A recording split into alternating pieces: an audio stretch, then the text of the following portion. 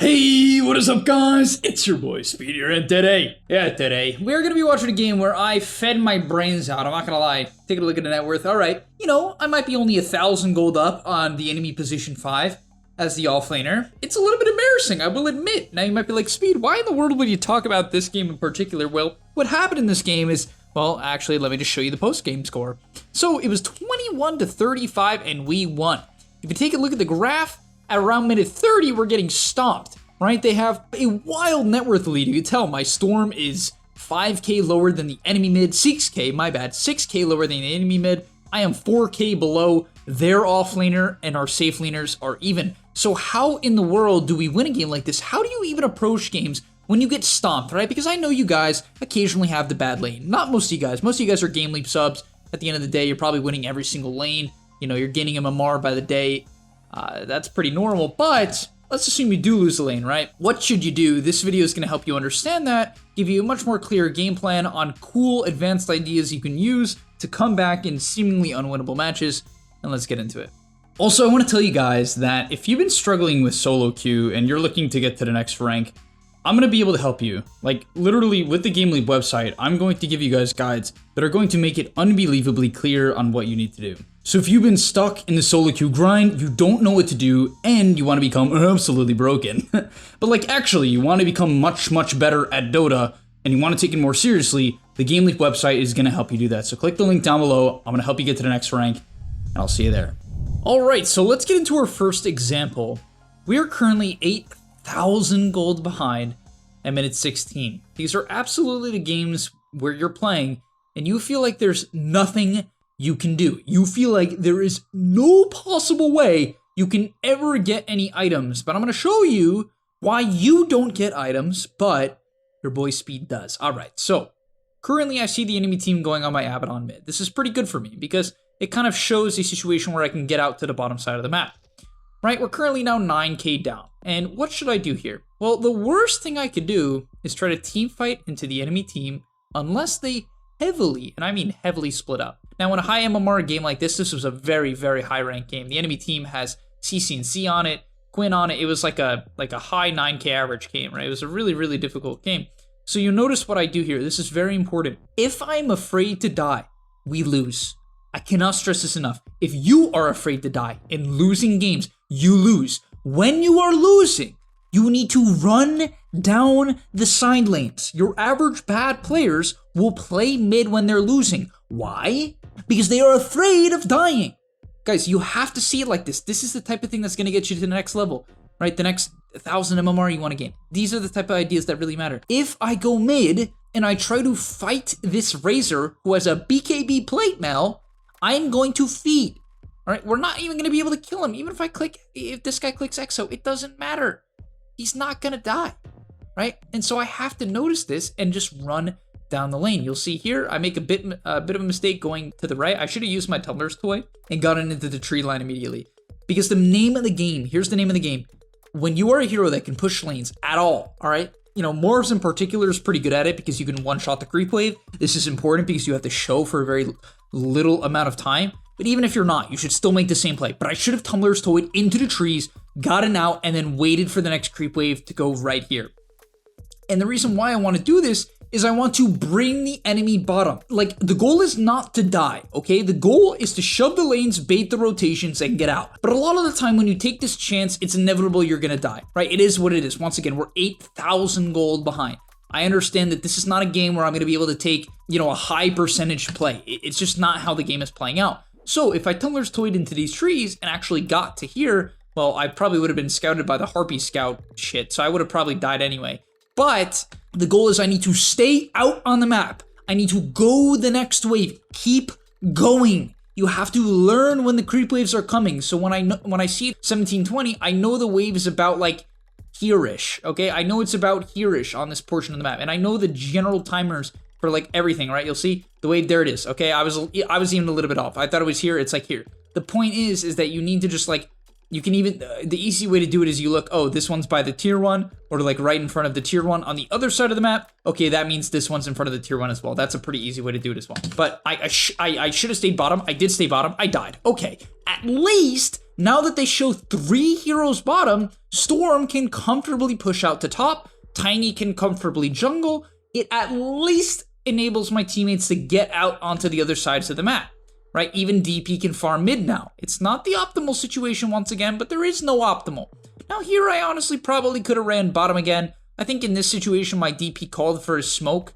She had EXO. We wanted to try to make a play with Arena. You know, obviously one thing to understand as well when you're losing, you can't just split push. Because at some point in the game you gotta fight. At some point in the game your team is gonna wanna fight.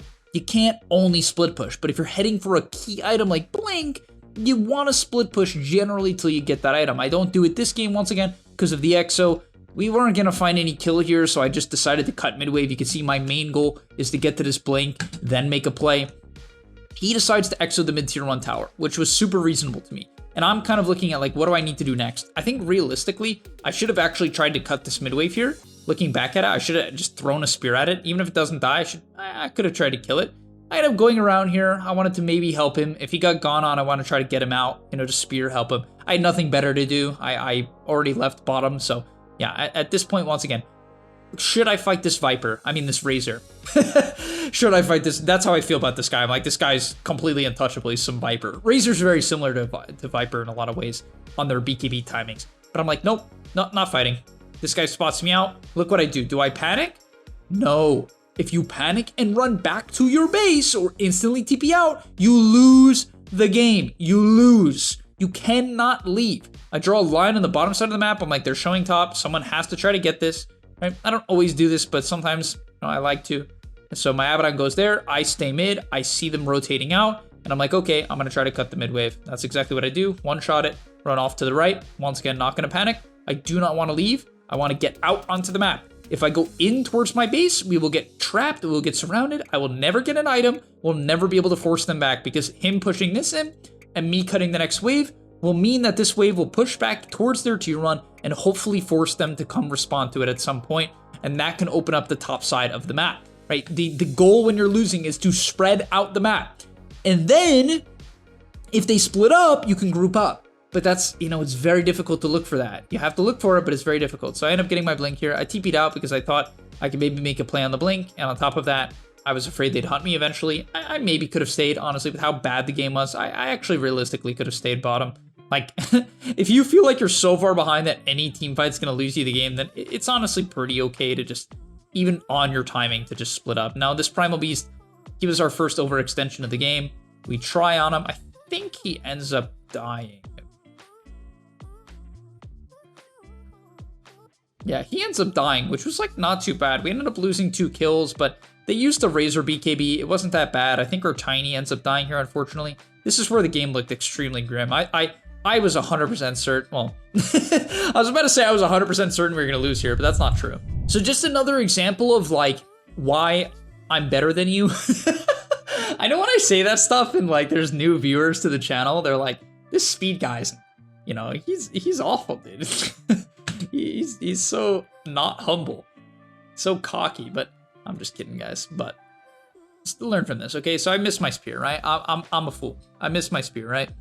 What should I do? Don't run back to your base. Once again, that is how you lose the game, especially if you're a hero like Mars or Sand King or Void Spirit or something like this, a hero that has the ability to clear waves. Go out. I realize this is bad. What do? Do I run back? No, I run out. I run out onto the map because once again, if you run back and you are a space creator, you lose. You lose because your map will be closed in and you'll never get to your next item. But instead I go top here. Look what this top reaction forces. It forces attention to top. Razor starts running at me. I see this. Honestly, I reacted pretty poorly to the Razor coming. I will not lie. I cut the top wave. Look what they're going to do. Look what they're going to do. Look what they're going to do. They're going to run at me. And yeah, I end up dying here, I think. Yeah, I'm pretty sure I die in a second. Well, I hit this. Yeah, okay.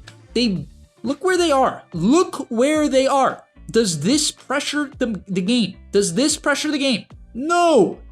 It doesn't take Roche. It doesn't open up for a tower. It's a BKB on Razor. His BKB is dropped to 7 seconds from 8 now. And they kill a level 12 Mars. I don't even feed away. I mean, I do feed away gold, right? It's, once again, I did not react to this Razor on this board properly. I'm saying that. I didn't react here. I should have Tumblr's toyed into the trees earlier. Here, I should have gotten out a little bit earlier. They knew what I was doing. I should have been a bit more careful. But the death is still solid. Why? Look at what it opens up. I get gone on. My team sees them. They're like, oh, they're top. Okay, we can go bottom. Look what happens. Boom. We get a Luna kill. A huge kill. A kill for my Tiny. That's freaking massive. And on top of that, because he sees them top, he's comfortable to farm the enemy triangle. Right? This is only possible. This is literally only possible because he shoved out bottom earlier and I go top. That is the only reason, and some good wards. Okay, give the position 5 a little bit of credit too. But please understand this, guys. This is the stuff that like keeps you in these games. Once again, you might be like, Speed, I'm looking at the net worth, and you guys are actually, you're 12K behind now, so clearly this isn't working. Well, actually, we just dropped to 11K, funny enough. But the point is, we are getting stomped. We are getting stomped. Our only way back into this game is like some tiny BKB timing, a Storm BKB and tiny BKB timing. If we can get to these timings, we have a chance to win the fight. Once again, the goal is not to just own. You cannot own. In fact, if you have the mentality that you can own in games like this or make some team fight crazy turnaround when you're 10K go behind, that is how you quickly lose the game. But once again, if Force in top, Primal Beast TP's top. Once again, it's just like some mediocre kill for him. Notice how when Primal Beast backs off, I do not leave, right? Once again, I do not back. Tiny has the same mentality. You can see all high Momar players have this. Most low Momar players, they just sit mid. So you might be like, oh, but in my games, Tiny wouldn't be here, so I couldn't make this play. It's like, yeah, you couldn't, but you could still cut the wave, right? The player about to see, yeah, your teammate might not be here, but the point is, we set this up, we coordinate it, we get a big kill onto the Primal Beast, and that's a freaking massive kill. The Razor TP's up here. I'm able to TP out. I think the Tiny ends up living. You can see he didn't leave either, right? He realized he wasn't gonna die. What does he do? He stays top. Cannot stress this enough. What does the Storm do? Storm cuts mid. The DP's bottom. You see how no one coordinated this. This is why when people are like, I need coordination to carry games, it's like, no, you just need to learn what to do, right? Your team is never really gonna make the best play, right? Especially as if you're like 1K, 2K, 3K, 4K. It's not gonna happen. You just have to make the best possible play to open up the map. You have to be the guy who identifies how far behind your team is. If you cannot identify these type of things, if you can't think like, oh, this game is really bad, I need to split, and you're the one who forces the bad team fights, you're going to get stuck in your bracket. Another example here, my DP's bottom, my Teeny's mid. I don't go on them here mid because I'm like, I just didn't feel like we were going to kill them. I feel like this was a good read. I had a DD, I one-shot the wave, I blink out, and look, I hide in the trees. I hide in the trees, I stay in here, I completely don't panic. Mid-wave spawns because I'm paying attention to the clock. I cut mid-wave, I'm out. I thought they were going to chase me here, so I decided to TP back. You know, you might be like, why TP there? I thought they were going to catch on to what I was doing, right? Because I kind of cut like 2 waves in a row, so I thought they would catch me on the third. So I get out, and then I'm immediately back to the mid-wave over and over and over again. And funny enough, we've actually gained net worth. Somehow, being 11, 12K net worth behind, we've actually gotten a net worth lead in the last few minutes, which is frankly pretty incredible, right? It's honestly insane. And it's partially this game because they also have shitty pickoff. It's another reason why we were able to use them. I didn't cover it earlier, but you have to look at your matchups as well. Like, I know it's hard for them to split the map. Luna doesn't like splitting the map. She also didn't go Manta, which I honestly think is probably a mistake this game based on how it's playing out. I think she probably should have went Manta. That's another topic for debate. She probably should have went Manta. Primal Beast maybe should have went bots or something like that, or Snapfire could have went bots. Whatever it is, they kind of didn't have any good way to clear waves, right? They don't have a wave clear hero. Razor doesn't do it. Primal Beast is meh, and Luna is meh. I mean, Luna's good with Manta, but like even she can get picked off. They just can't pick us off, right? And so I understood that in this game, no matter how bad it got, there was like a decent chance I could still push in the waves. All right, so let's take a look at my team's first major team fight win of the game, because as I said, you can't split push for the whole game. At some point, you gotta fight the enemy, right? You cannot split push to win with like every Dota game, okay? It just doesn't work.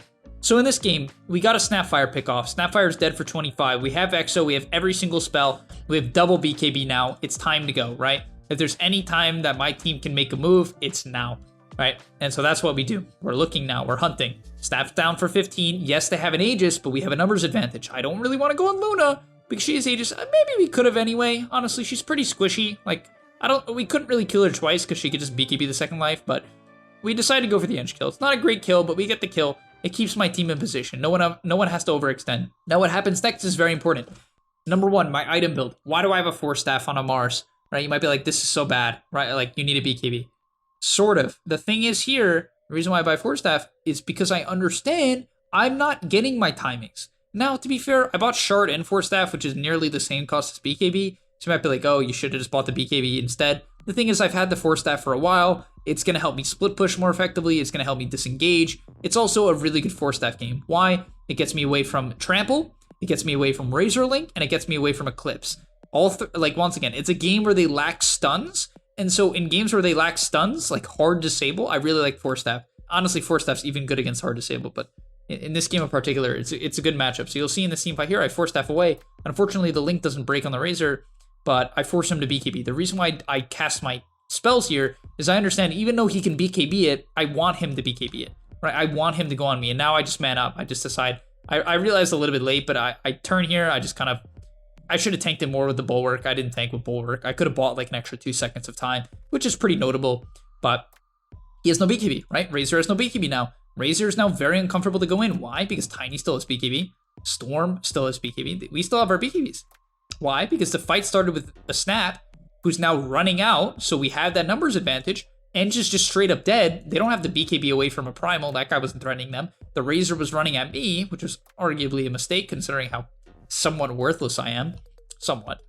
And I think we end up winning. No, Tiny had the TP out. So we didn't end up winning the fight, but you could see how good of a fight that was, considering how bad the game was going. My team also could have gone out earlier, and then it would have been a super win. All right, this was probably our biggest jump of the game. We end up winning 5 minutes from now, which is pretty hilarious considering we're 14,000 gold behind with no tier 2s. But we make a smoke play. Reason why we smoke here, we had... What did they not have? They didn't have something. Oh yeah, they didn't have Refresher BKB on Razor. And so I think we saw this as... Okay, they also didn't have BKB on Primal Beast. So I think we saw this as an opportunity because we didn't have BKB on Storm, but we still had it on Tiny. We still had Exo and level 18 DP. So we kind of just saw this as like, okay, we don't really need Arena. I mean, it's a good game for Arena because of like, you know, Razor right clicks and Impetus and Lil Shredder and Luna right clicks. So it is good, but we didn't really need it. It's more important that they don't have their BKBs. They especially don't have like literally, they don't have anything on Razor. Like he literally had nothing. And that makes the hero pretty worthless, to be frank. Razor has a very hard time fighting without BKB. It's just how the hero works. And so we ended up taking a huge fight here. Just based on that, I was able to spear back the Primal Beast. We got a kill. And that's another thing about when you're losing, you have to look for these cooldown advantages. Yeah, they end up going in here. I think we had to get out. The 4-staff comes in handy. Get the Tiny away. That was really big. Once again, just small itemization coming into play here. I didn't even end this game with a BKB, I think. I was saving buyback at this point. I'm like, I can't even buy this BKB because if I die, we just lose. Like, I don't even need the BKB. I just need the 4-staff people. This play, this one was hilarious, dude. So my DP gets jumped mid. Like, I was an idiot to even try to save him, but I end up pushing away the Luna with my Psychic Headband. The Storm vortexes and gets out. I hit a 2-man spear, which gets them away from me. And I end up just walking away, that was pretty crazy. That kept us alive, and that whole debacle enabled a lot of space for the Tiny on the top side of the map. I think he ends up having the BKB TP out. He almost died. But he ends up TPing out. Oh yeah, this is where we win. So I don't even know how we end up winning the game here. Oh yeah, it was once again the Razor double. So the Razor TP'd here, and we knew that, right? We knew the Razor went top. We had full vision of this. We knew he refreshered. So he just doesn't have his ultis now, right? He's burned both of his ultis. He can't get back to this fight. And so my Storm zips in. He ends up going down on the Storm here. It was a bit unfortunate, right? But we're able to take an engagement now. And the enemy team probably should have just walked away. They would have been fine, but we knew they didn't have cooldowns. So we were able to find the Primal Beast here. I think I tanked up a decent amount of the Eclipse, but had to kite out. At this point in the game, I just need to wait for my spear. The Tiny gets linked. I instantly 4-staff him. I understand how important that is. He only ends up getting 23 damage stolen, which is massive. So once again, my item decision based on the matchups, very key here, especially against the Razor. Able to kite up the Razor, buy time for the Tiny. This enables Tiny to get in, and I think he gets a huge initiation at some point onto the backline. Yeah, because now the Razor panic pops BKB. He's like, shit, I don't know where Tiny is. I don't want to get blinked on in one shot. So he panic pops BKB. They're chasing my DP. They couldn't kill Storm because of their lack of catch. So we had a bit of an outdraft in that regard. But yeah, I was able to hit a spear onto Luna, got tossed onto the Razor. He ends up dying. And this largely stems from the fact that I was able to get the Tiny out, get his Blink back up, prevent him from getting any damage stolen, and then reinitiate on my Blink Dagger timing. And it's just about that kiting in and out, especially when you're against the lack of stuns, right? This in and out playstyle just wins games, even against, you know, a team that's way ahead of you on net worth. And yeah, we just straight up win the game. Their Luna bought out, Razor bought out. They didn't think they were just gonna get wiped and lose, but that's Dota 2. And we end up winning the ranked game. And it's a big deal because how I like to phrase it, guys, this is a big thing for me. How I like to phrase it is every single ranked game you lose could be a 60 MMR swing, right? A 60 MMR swing. Every game you could have turned around if you kept strong, or you implement ideas like this, you keep mentally strong, and you learn to split the map, you learn to look for gaps, you make the big plays for your team, you make the big calls for your team, the big goes. My team made a lot of good initiations this game as well, right? Everyone on my team honestly picked up a lot of slack this game, considering how far behind we were. But every single game is a potential 60 MMR swing, because if you lose, every game that you were supposed to lose, if you win it, you're up 30 instead of down 30. That's a 60 MMR gap. That's nuts. So every one of these like seemingly impossible games that you win is a huge swing.